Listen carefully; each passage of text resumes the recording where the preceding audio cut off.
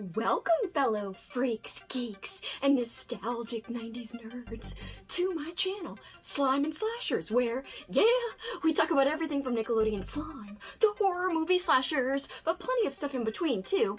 Today's video, I'm extra excited because I'm gonna go through, with you guys, my top 10 reads of the year so far. So essentially, my favorite books of 2022 thus far.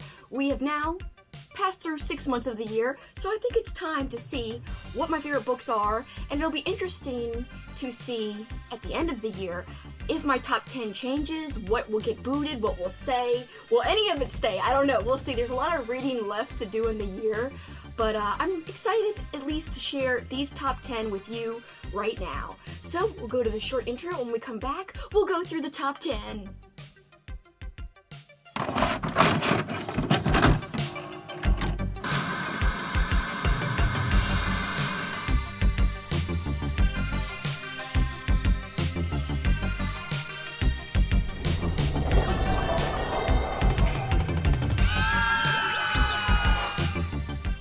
Welcome back, guys. Okay, I'm really excited. Just to let you know, this top 10 list of my favorite reads of 2022 so far, this will be in no particular order. So the first book is not number 10. The very last book I talk about is not number 1.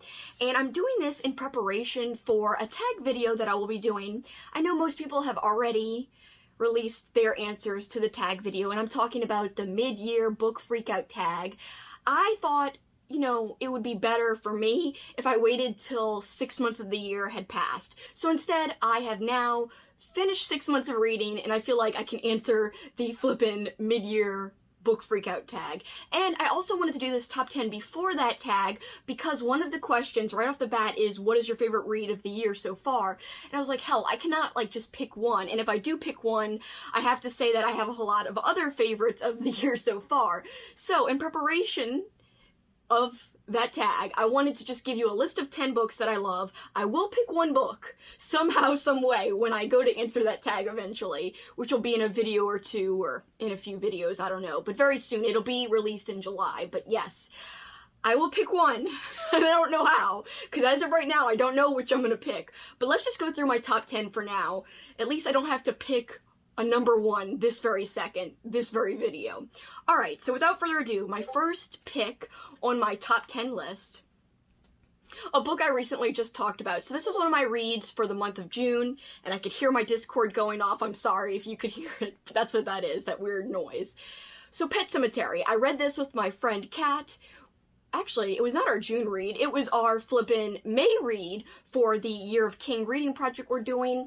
In this project, we're reading a King short story or book every single month of the year, and we're also watching the accompanying adaptations. Whether that be a TV show or a movie or multiple movies, we're watching whatever has been adapted from the story or book. So yeah, we also watched both versions of Pet Sematary, but let's just talk about the book for a second. As you can see, I might have liked it a little bit. I marked a ton of passages, and I do want to point out that I didn't just read this with my own eyes, I also listened to it on audio. And who was the narrator, you might ask?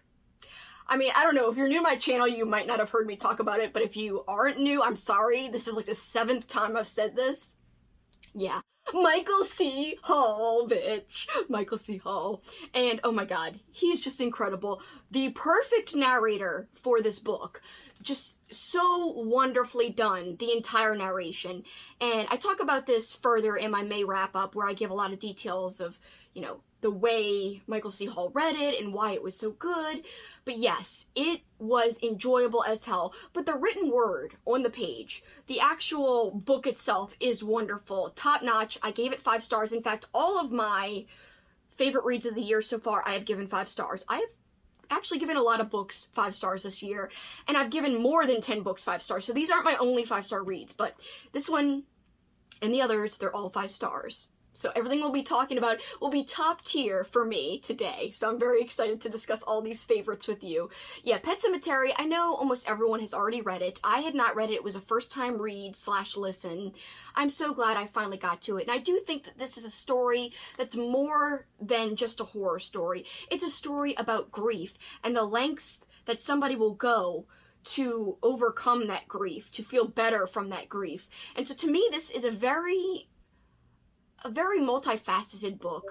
It's not your plain simple horror story. In that way, I think it's a very unique read, because I think that even non-horror lovers would like this book, because it's got something for everybody. To me, there's a hint of literary fiction, not just horror. There are horror elements, don't get me wrong, but I just think that King has more to say about life and death in this book than just, like, oh, gory stuff, oh, creepy stuff.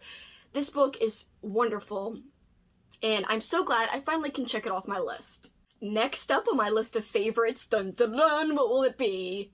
The Troop by Nick Cutter. It's funny, I was just talking about this. So this was nominated for not only my channel book club, and it was one of my channel book club reads, which is a public book club that I run. We're called the Midnight Book Society. If you're not joined, please think about joining if you want to. We read at least 2 books every month, and you could read one, the other, both, or neither. And if that ever changes and I, just read one instead, of course I'll announce that. This was one of our picks for the month of March, I believe, but I also read this for my private book club that I am in alongside my friend Kat. My friend Kat does a lot of content with me here on the channel. I just talked about her. We're reading King together every month, and she's the one who read Pet Sematary with me, and we've got a live stream chat about this up on the channel with spoilers, discussing movie and book spoilers, so I will link that below. I have a live stream chat talking about this with spoilers as well. I will also link that below. Anything that has a live stream chat that has spoilers, I will say that it has spoilers, but I'll also link it all below. So this was read for my private book club, and we were just meeting together the other day for a different book club meeting, and one of our friends was like, The Troop was too horrific for me. I read a few sentences and I had to put it away. Because some people in our book club, my private book club with Kat, they don't really like horror too much. And so our friend Michelle, she's not big into horror. And The Troop was one she tried, but she didn't finish. She couldn't do it. It was too mainstream horror for her.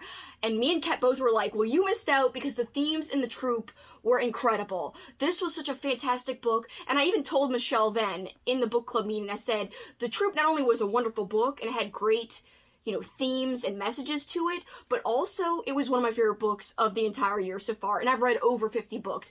As of right now, the time I'm recording, I've read 64 books this year. So this is definitely easily, hands down, in the top 10 reads of the year for me. So essentially we're following this troop of what you would consider Boy Scouts. They're not called Boy Scouts, but this troop of boys who, do things that Boy Scouts would do. They camp out in nature, they've got a troop leader, and they're out on this island camping, doing things for their troop. And someone, a mysterious stranger, crashes upon the island, and stuff escalates and goes to hell from there, because this is no normal guy. He seems to be infected with something, and could the kids be in danger of getting this infection? Could the troop leader be in danger? And what's more than that develops is the relationship between the boys goes through some changes in evolution too, as this dilemma and this catastrophe takes place amongst them. Their relationships to each other change and becomes quite complex.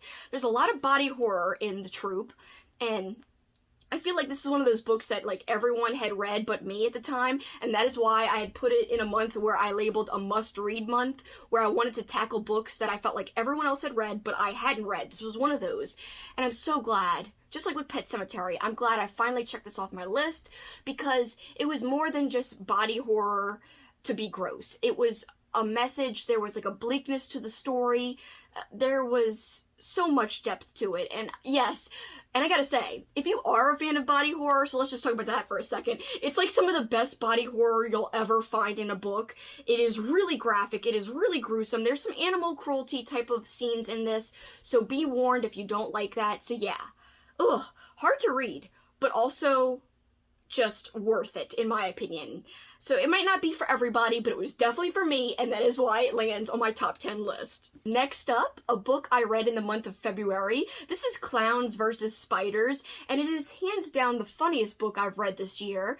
Very easy to say that this is the funniest, because I laughed out loud so many times during this book. This is by Jeff Strand, and this is so much fun, so ridiculous, so absurd. So we're following a group of clowns, and they're professional clowns, and they used to work at a circus, and they got kicked out because the people in the circus were like, no one wants serious clowns anymore. Get out of here. You know, clowns have a bad name. We don't need you anymore. So the clowns are desperate, and they have to go find another job working for a Halloween type of haunted house.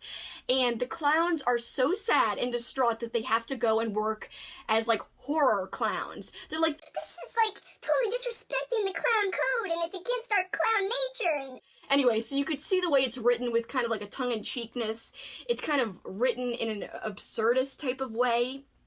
The comedy is my brand of comedy. So I wish this was a book club read of mine, so I could have had an entire chat about this.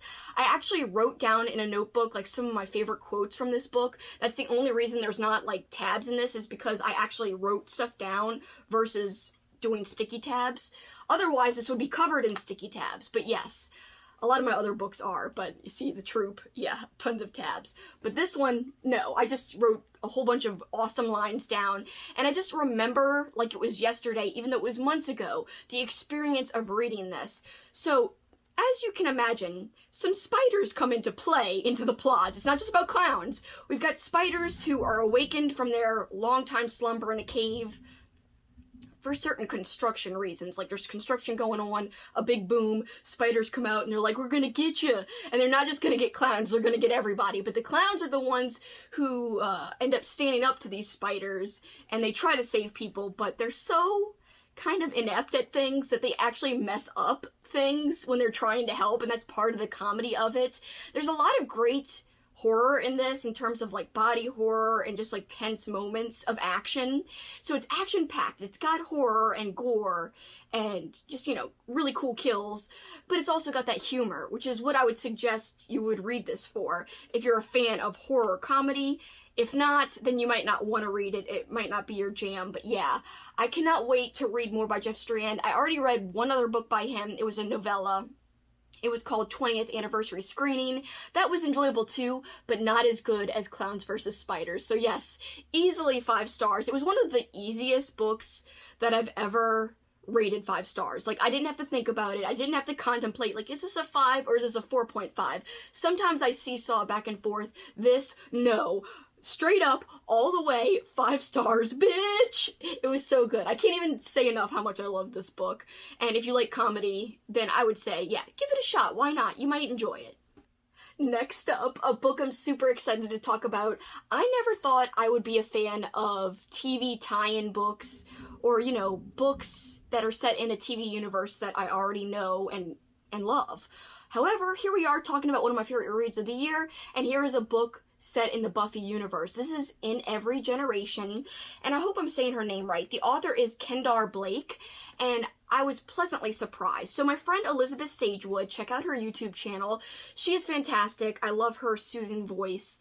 She has a lot of great suggestions. In fact, I've bought a lot of books because of her. And I don't mean that in a bad way. I mean it in a good way, but I kind of said that in a negative way. Like, I bought a lot of books because of her. No, it's a positive thing. Like, I bought a lot of books because of her. My wallet might not be happy, but I am. So thank you for all the suggestions, Elizabeth, including this book. She knows how big of a fan of Buffy I am. She also is a big fan of Buffy, and so she told me after she read this first, Kelsi, you've got to pick this up. You will love it. And she was right. So I have been hesitant in the past, and I did talk about this in my wrap-up where I talked about this book. I think it was in May. I read this. So in my May wrap-up, I talk about this further, but in that wrap-up, one of the things I said was I was kind of turned off from reading stuff in the Buffy universe because there's this graphic novel series or collection of Buffy stories in the Buffy universe, and I think Joss Whedon and other people involved in the actual show were involved in creating these graphic novels or graphic novel stories. I don't know if it's just one novel or multiple, but I owned one, tried to read it, didn't like it.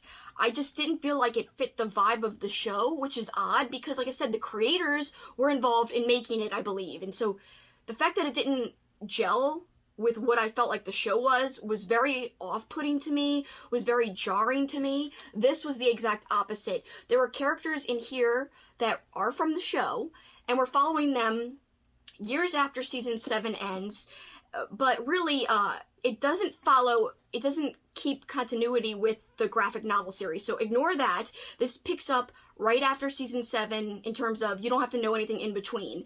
They fill in the blanks about what happens in this book universe in between season 7 and now. So they do a good job at that, at filling in the blanks of what has happened and transpired since we last saw everybody in the show. They also do a great job of introducing new characters. Essentially, we have a whole new group of Scoobies. You would think, oh, you're not going to like them. Why invest in a new Scooby group? No, you do get invested in them. They're very well developed. But, like, there's plenty of old nostalgia for you to dive into in this book. There's plenty of old characters featured in this book. And they are written just like they are in the show. I was just hearing the actors speak these lines, the actors who played my favorite characters who were featured in this book. I was imagining them saying these lines that are written here, and it was perfect. It was flawless, and I'm not going to go into the plot. Essentially, if you like Buffy, you might like this. If you don't know anything about Buffy, I don't know, maybe check out the show first, because that, I think, is the only way you'd really, really enjoy this, is if you know the show, if you enjoy the show, and if you're looking for more. So yeah, 100% worth it. Pick it up if you're a Buffy fan. Next up, a book that made me cry.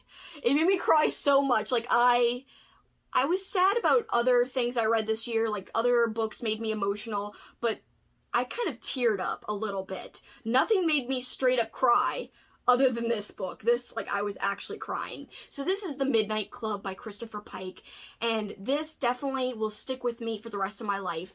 I have a personal reason for feeling a connection to this book. My uncle recently, this year, was diagnosed with terminal cancer, and then a few months later, passed away. Very quick. It was horrible. It was horrible for my family. It was horrible for his immediate family as well. It was just a very tough time, and I want to say thank you again to anyone who donated to the GoFundMe. It really helped him and his family, and it helped him specifically receive care at home while he was still alive, and so he got good care at the end of his life. But I've had some time away so I could talk about it without breaking down, but sometimes I still find myself getting taken aback that all this transpired this year, and I just kind of cry randomly out of nowhere thinking about it sometimes. But this book really helped me cope with that a little bit, because this book examines life and death, and we follow a group of teenagers who are in a hospice, and it's not an at-home hospice. It's a facility, a really nice actual house kind of by the sea that this rich, well-off person set up to help care for these young people. And it's a little different than my uncle's situation in that these people are young, they haven't even had a chance to live yet. However, in both cases, it's so sad that terminal cancer even exists and is a thing that people have to deal with. I can't even imagine. And that is why this book has touched me, because I couldn't imagine being on the side of the diagnosis where someone's telling you, you only have a few months to live and that's it. I couldn't even imagine hearing that from somebody. And so this doesn't make it easier to hear that terminal cancer is a thing, but there's a hopeful message at the end about, what could be after life. There is some religious undertones in this, but it doesn't adhere to any particular religion. Pike does a great job at just kind of doing all this very subtly as well. Basically, we've got this group of teens. They're gathering around to tell these stories at midnight, hence the name The Midnight Club. They do gather around, they tell scary stories, but a lot of the stories themselves are not scary. Like, one story is scary out of all the friends' stories. Otherwise, it's kind of, some of them are heartfelt, some of them are just make you think that maybe some of these teens had led a previous life. Anyway, just the themes and the elements examined in this book were touching to me. But I do want to advise that if you go into this book thinking it's a horror book, that is not the case. You might not enjoy it. In fact, I was surprised there's going to be an adaptation of this book as a TV series coming out rather soon. The trailer for this series looks very horror-centric, very horror-heavy. However, the book is not. Do not think that this is a horror book. I'm really surprised by the way they're marketing the adaptation, but I do think that they might actually lean more towards horror in the TV show. They might kind of change the angle of the story. which is fine. I understand that they might make the kids' stories a little more horrific. That is fine. But to me, the book is more about an emotional read. If you're looking for something that you can connect with, if you're looking for a book that examines the concept of what happens to us after death, how does someone cope with coming to grips with facing death, this will have you covered. This is what you want to read that for. Otherwise, if you're looking for a Pike read that's like a horror read, do not pick this up. Or at least if you do, know what you're getting into. Going from something super heavy to something lighter, and I say lighter, there is a lot of death in this book, and there is a lot of emotion in this book, but this book has other facets that make it a little bit lighter. This is a slasher book called Tastes Like Candy, and this is by Ivy Tholen. And this is hands down my favorite slasher book right now. I actually just finished up a whole month of slasher reading. And I read this not for my slasher month, I read this back in February because I was doing a whole carnival and fair theme with my reading, and this was, in that category. But yes, it would fit as a slasher as well. So yeah, it's a slasher that takes place at a Halloween carnival. How great is that? So it's got a great setting, it's got awesome kills in terms of the slashing. That's like the positive there. My friend Olly just did a great review on this book. He reviewed this along with Camp Slaughter by Sergio Gomez. It was like a two-parter review where he talked about two books at once. I highly recommend that review if you haven't seen it. I will link his review below and his channel below because his channel is fantastic and he is so educated and so well spoken when it comes to talking about anything book related. I just really love hearing his in-depth thoughts, and this was no different when he reviewed this, and he reminded me of all the reasons why I love this book. So yeah, I totally recommend his review. We're following a group of girls. Again, they're going on this scavenger hunt in a Halloween carnival. The Halloween carnival is closed because they're sneaking in overnight. They're not really supposed to be there. And it's really cool because what's different about this from other slashers is we're following a group of educated, smart, really talented girls. It's not your average teen in a slasher, which usually the teens in slashers are brainless. You do have the final girl who usually is a little more sophisticated, a little smarter, a little more straight-laced. This is not like that where you're thinking about who's a virgin, who's not. It's more like all the girls in this book are really educated and really smart and really awesome. I would love to be a friend in this group of girls. They really just were cool and talented people and people you would want to know. So I like how another aspect of this book, we get to know the characters. The character development is top notch. In fact, the whole first part of the book is very much of a build. It's a slow burn in a way because you're getting to know the characters, you're really spending time with them, and you're getting to know their relationship among each other and to each other. And so to me, that takes a little while to set up, but I was never bored. But then once the slashing takes place, it just kicks into another higher gear. And the slashing is just so well done. The uniqueness of the kills, as I said, that is a huge pro of the book and a huge strength. But the characterization is a huge strength as well, and it carries the book until you get to the slashing. But another thing is, there's humor in this book. So this is another reason why it's a lighter thing to talk about after talking about Midnight Club, because we have the group of girls who are going on the scavenger hunt, and they're actually, they decide to get high while they do the scavenger hunt. And so that lends itself to some unique and funny situations and some funny stuff that transpires. But so yeah, you got that, but you also have emotion because you get to know these characters and you get attached to them. And with any slasher, the characters, or at least some of them, are going to get killed off. And so who gets killed, who survives, that's your big mystery here. And yeah, I like how it also examines the girls and their struggle about getting into college. That's a very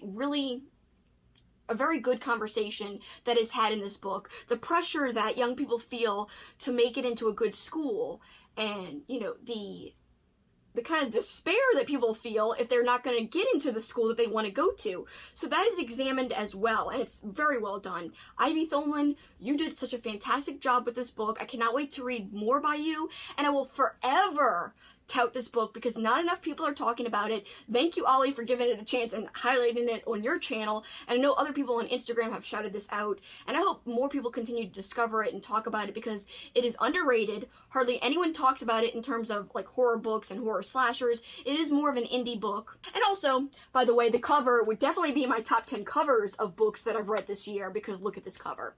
Cotton Candy Skull, hell yeah, well done. One of my favorite covers ever, and definitely of a modern horror book for sure. And yeah, so glad I read it. If you like slashers and you have not read this, pick it up because it's not a mindless or brainless slasher.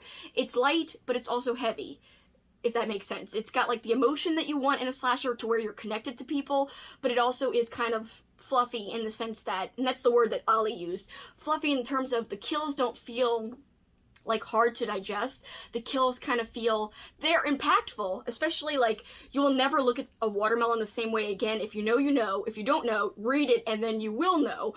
But it's still readable in terms of the gore. You can stomach the gore, but yeah, it's still awesome and impactful too at the same time. The next couple of books are all kind of heavy, to be honest with you. Yeah, I'm looking at the next few. They're very heavy. Alright, and a recent read that I read for my slasher month of reading in June was The Summer I Died by Ryan C. Thomas. I had heard this was a super extreme horror novel. Do I consider it 100% pure slasher book? Not really. I do think that this could be considered like a torture book and just an extreme book in general. I wouldn't necessarily call it a slasher, in my opinion. If you guys disagree, that's fine. I think sometimes genres of books can be a little bit fluid, and this could be one of those cases, because I do know some people consider it a slasher. Personally, no, that's okay. I am so glad I read it nonetheless, no matter what you consider this book to be. It was hard to read, though. I will not lie to you. Do not just go pick this up willy-nilly saying, Kelsi said to read it. It was great. Yes, it was great. Is it for everyone? No. In fact, my friend Kelly, over at Kelly Hooked on Books, check out her channel, another wonderful channel. She's fabulous. She had a DNF this. She tried, and I have a feeling it was just too extreme for her. Yeah. My friend Katrina also read this, and we talked a little bit about it on Instagram. She was like, oh my god, it was so tough to read. I was like, I know. Tons of body horror, tons of torture scenes that are graphic, that are hard to read. The antagonist is hateable to the max. Hateable times 1,000. I'm trying to think of like the most hateable movie character I can imagine, and times it times 1,000. This antagonist is... I can't even think of something powerful enough to say about him that makes him seem as much of a lowlife as he is. He's horrible. That's not even powerful at all to say. So I need something more. I need more adjectives that I cannot think of right now. I hated him. I loathed him. I felt so many deep emotions while reading this book. I read this book in one sitting. It is very short. It is 186 pages long. But it is a jam-packed 186 pages. So essentially our premise, we're following our two main characters. It's a pair of best friends. It's Roger and his best friend Tooth. And Roger is back from college for the summer. He wants to hang out with Tooth. He wants to see his family. So he's out hanging out with Tooth, and they're kind of like in a wilderness area. And they hear a scream. And they go investigate this scream. And shit hits the fan from there. It's really gets graphic. You really feel for the main characters. And what makes this special, and why this is one of my favorite reads of the year, is that it was not extreme just to be extreme. It had a message. And the message is about examining why do things happen the way they do. Even the main character ponders on this for a very long time. You know, luck versus destiny. This is the type of thing that I'm trying to say is examined in the book. I guess to believe everybody has a purpose in life, you've got to believe that there's a cosmic plan to begin with, which means you've got to believe in God or some other higher power, something that is working towards an ultimate goal, or at least working toward the continuation of life. If each person does have a purpose, he goes on to say, and then he examines stuff further that I can't get into that would give away spoilers, but it's impactful. I was thinking about this book for days and days. I'm still thinking about it after I read it. Again, there is that extremeness to it, but there's more to it than that. The extreme stuff was some of the hardest stuff I've ever read. And I did tear up. This is one of the books I mentioned that made me tear up. Stuff that was happening, I was like, I couldn't even fathom it. Like, oh my god. One thing that happened, body part thing that happened, I was like, holy crap! The way it was described just made me gasp. It really took me aback. Even though I've read about this same thing happening in other books, the way this was described was much more serious and more impactful. Anyway, I give this my highest recommendation if you can handle hardcore extreme books. The extremist, the most extreme of the extreme. The extremist of the extreme. I don't even know if that's a thing, but you get my gist. Yeah, I loved it. I loved it. I know I'm being really long-winded, but hell, I love these books. I really love these books. The next book up on my list of top 10 favorite reads of the year is Geek Love by Katherine Dunn. And I'm very pleased with how many books by women I have on this list. I'll have to tally it up after I'm done talking about all of them, but I have quite a few women written books here, and I'm so happy because last year I felt like I lacked in reading a lot of books written by women, and this year I feel like I've read quite a few, and quite a few that I've freaking loved and adored and that have had a lasting impact on me. This one fits in with that category. Geek Love. I'm still thinking about this book. I read this back in February. Again, this is one of my reads for my carnival and fair and freak type of thematic reading month. Essentially, the premise of this, we're following a carny family who runs their own carnival, and the mom and dad of the entire family, the head of the family, they decide to breed their own freaks so that they can ensure the longevity of their carnival. And they could kind of keep this a family business, literally, going on and on for generations. So yeah, they breed their own freaks, and you would think that that is disturbing enough, but more happens in the book that is quite disturbing. We've got very complex character relationships between family members. We've got very strange characters as well. At one point in the book, we've got these flies that are being wrangled. Weird stuff is going on. We've got a dude with a bag for a face, and he's like got this breathing apparatus and like a big old hole in his face. Anyway, and we've also got cultish elements in here too. We've got very, very weird characters in terms of their... Some of them are hateable, some of them are more like, oh my god, no, why are they doing this, what are they thinking, and other times you're just like, oh no, I feel for them. The main character and our narrator is Olly. She is an, I cannot say this, I've tried to film this part like 3 times, she is an albino dwarf, which is a tongue twister, and that is how she is described in the book. That is literally the phrase they use to describe her, and I loved Olly as a narrator. I was very connected to her. So we're following her story, and we're hearing from her perspective of what it was like growing up with her family at the carnival, and of course it's a traveling carnival, so they traveled around the country, and we get her perspective of everything. But we're also following a modern storyline, a present-day storyline of her and what she's going through in the present day. I'm not going to spoil that. There's a lot going on there. This would be a great read if you like characters. If you don't, you might find it a little slow. You might find it to be too slow of a slow burn.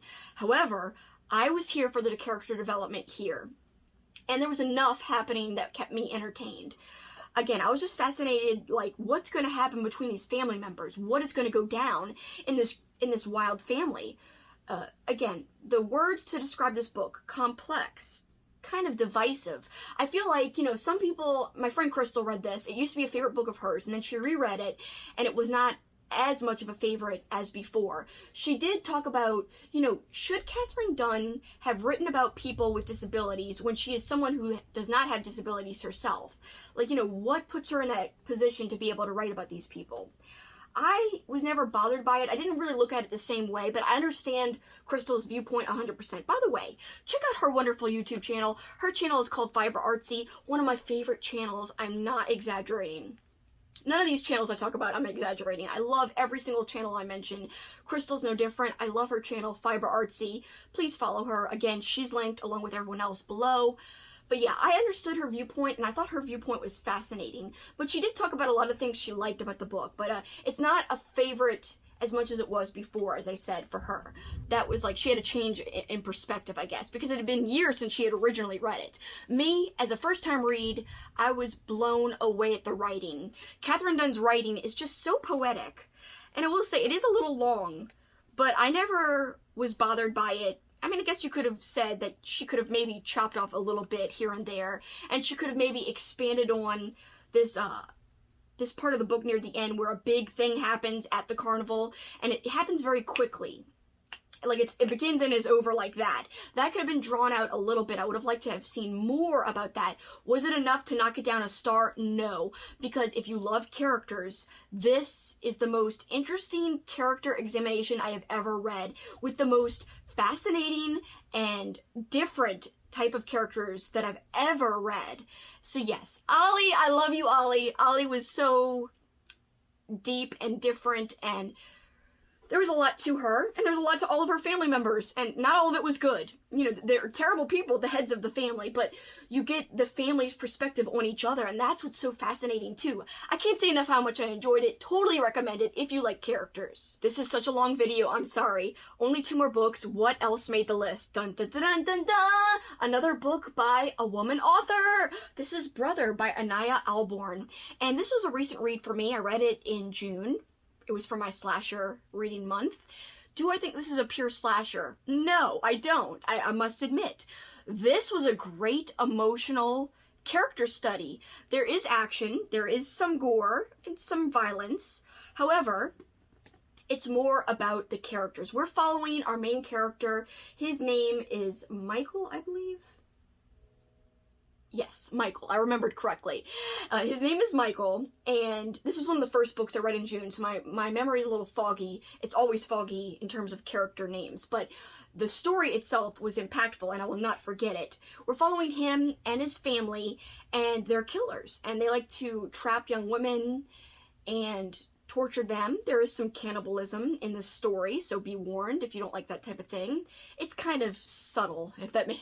I don't know, how can cannibalism be subtle? It is. It's not like kind of in your face. The violence is more in your face, but really, I know some people who read this book, a friend on Instagram read this and said they were a little disappointed at how much character development there is in this. He said it was a little slow for his tastes. For me, I was just engrossed in getting to know Michael and how he would relate to his family, and I was invested in Michael. He's kind of not feeling his whole family's vibe. He's not really jiving with them anymore and their desire for killing. He's never really been on the same page with his family his entire life, and there's a reason for that. And we get to follow him, learn more about his journey, and the ending, oh my god, the ending is so impactful. Anyway, this was emotional. I almost teared up, not quite, but anyway, I loved it. So well done and so well written, and it was my first Anaya Alborn read, and it will not be my last. I've heard nothing but good things about her other work, and I was not disappointed when I picked this up to read a book by her. Oh, it totally exceeded my expectations, met and exceeded, I should say, and yeah, I can't wait to read more by her. She's fantastic as far as this goes, and I have a feeling that I will like her other work too. Alright, and last but certainly not least, one of the toughest books that I've ever read in my entire life, kind of along the same lines of The Summer I Died. This is The Girl Next Door by Jack Ketchum. What makes this harder, in my opinion, to read than The Summer I Died is that this is based on a true story. Knowing that makes this extra tough. They're both very tough, they're both very extreme, they're both very graphic books. They both depict extreme torture. They both made me tear up. They both made me very sad. But this one is based on a true story. That's the main difference, as I said. This had so many instances of just the most horrific violence you can imagine someone going through. The most sad things that are unfolding to... Essentially, we've got these 2 girls. They're sisters. They have to go live with their family members, their distant family members, and stuff ensues from there. They end up getting tortured by their family, by their own family. But not only their family, but other kids in the neighborhood and other people in the neighborhood join in. And it almost becomes like a game to everyone. And that's another thing that makes it tough, is that you've got young people participating in this torture, but there is kind of like an adult at the helm egging people on. Does it make that easier Does that make it easier to accept, I should say? No. It doesn't make it easier to accept. It doesn't make it easier to read. It's still horrible. Ketchum did a great job because it's a fine line to walk depicting all of this violence. You've got to have a reason behind it. And I feel like there is a bigger message to this book about, you know, can you ever atone for things you did when you were young? Can you ever get over traumatic things that happen or that you lived through or that you even participated in? All of this is examined. So yeah, do I recommend this for everyone? Just like with The Summer I Died, no. Definitely not for everyone. And I would say this is for even less people than The Summer I Died, because we've got a woman that is being tortured. To me, that adds another element, especially I'm a woman reading it, and there's that whole sexual aspect to it that made it hard. That made it extra hard, I should say, to read. And I will remember this read forever, good or bad. It is one of those books that stays with you and affects you and makes you think differently about the world that we live in. And it kind of makes you a little sad about the world we live in, because this can actually take place. What the hell? The stuff that happens here is actual based on real things? No! But sadly, it's true. I will say the reason this is on my list is because it will stay with me forever, and because it's the first book I ever read by Jack Ketchum, and since then I've read another book by him, which was Off Season, and I love that one too. I gave that 5 stars as well. This was a 5-star, that was a 5-star, and I've come to realize I love Ketchum's style. He is an author that I will read anything by, so that is another reason I had to put this on my list, is because it was my intro to Ketchum. And now I've discovered I love Ketchum, and I can't wait to read more by him. But again, be warned, don't go into this lightly if you have not read it. If you have read it, tell me what you thought below. Again, if you've read any of these, I want to know what you thought about it below in the comments. But please, no spoilers. If you want to talk about it further with me, I do have a Discord, which some of these books are in the Discord. But if you want to talk about it even further, with spoilers, message me on Instagram at SuperKickinIt. My honorable mention, Book of the Damned by D.A. Fowler. Love this book. And I was reminded by how much I love this book when I was watching Crystal over at Fiber Artsy. I already mentioned her once, but I'm going to mention her again. I watched her mid-year book freakout tag, and she mentioned this book as being like a really unique read. Check out her tag video for more details, like, you know, which question she used this book as a response for. I loved it. She reminded me how much I loved it because she loved it so much too. I actually rated this a 4.5 star, but the more I think about it, I still think about this book, and I think I'm going to bump it up to a 5-star after I've sat with it for quite a while. This was another book club read of mine, so I have a live stream about this. I also buddy read this with my friend Alex over at the Bookubus YouTube channel. I'll link her below. She is fantastic. She co-hosted the live show with me, which was fun. It was my first live show with another person, so that was really awesome. Thank you so much, Alex, for doing that with me and for reading this with me. And my first book by D.A. Fowler, I'm currently reading a second book by her called What's Wrong with Valerie, and I'm liking it, but not as much as this. This is so zany. It's extreme, but it's also humorous at the same time. So there's a lot of body horror, there's a lot of gross horror, but there's humor. There's all kinds of things at play here. Essentially, our plot is, it's a book about a book, very loosely, but it's about so much more. And the fun thing is, it's very meta, because it's we are following our main character, and she's just read a horror book, and she's almost like living out and experiencing the events of this horror book in her mind. It's actually making her like go through actions in her real life. So not only is she kind of reliving it in her head, but it's making her act out as well in real life. So all of this is at play. Why is this happening? Is there something wrong with the book she read? Is that causing her to have this experience? So essentially, you get the gist from the title, Book of the Damned. Is this book a Book of the Damned? Is it cursed? Anyway, there's a lot more at play. We've got our main antagonist, who is so gross and sick. His name is Santa, and very unique name, but there's a reason for his name. It's sinister once you find out the reason for his name being that. And yeah, so good and humorous. Spider shits. Is that in the book? Yeah, spider shit is talked about in this book. Amongst other things, body parts used as lightsabers. You will find out if you read this. Very zany, super bleak overall, but there's a balance to it. So yes, fantastic book.